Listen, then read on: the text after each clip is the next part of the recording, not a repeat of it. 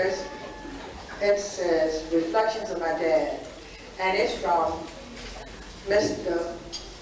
Billy Pitts William Jr., who, you know, is the son of the late Alumni principal, Mr. William Pitts Sr.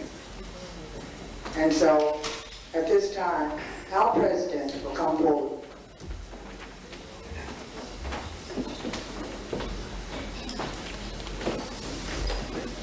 In talking to Mr. Pitts after the passing of his father, Senior William Pitts, I told him we wanted to do something for Mr. Pitts.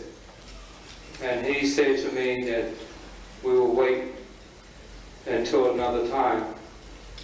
And for all of you here, that time probably will be sometimes in September or October, which will be held in Baltimore, Maryland, will be a memorial service.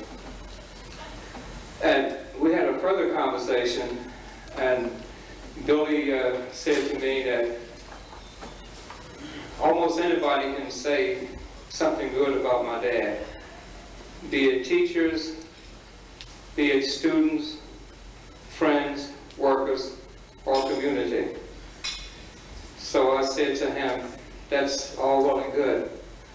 I would like to have something to share with the alumni on Saturday night during our banquet.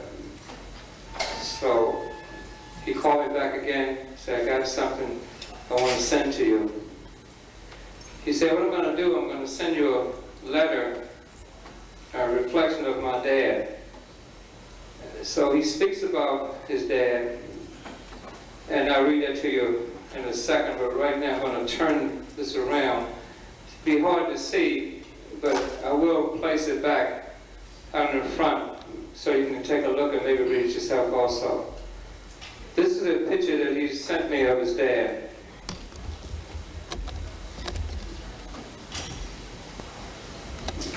And the letter reads,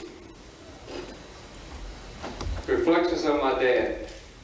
My dad was born April 16, 1903 in Tampa-Hannock, Virginia, of humble parents. His mother was a housewife and domestic. His father was a jack of all trades and a commercial fisherman. They inspired him to get an education and to be a better person. He went to Virginia Normal and Industrial Institutions at Petersburg, Virginia, and got a BS from Virginia Union University in June 1926. He obtained an MA from Hampton Institute in May 1940. Other postgraduate education was obtained at Virginia Union University, Ohio State University, and various university extensions.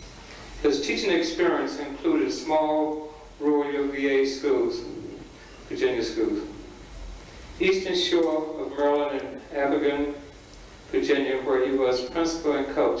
In 1938, he became principal of Parker Gray.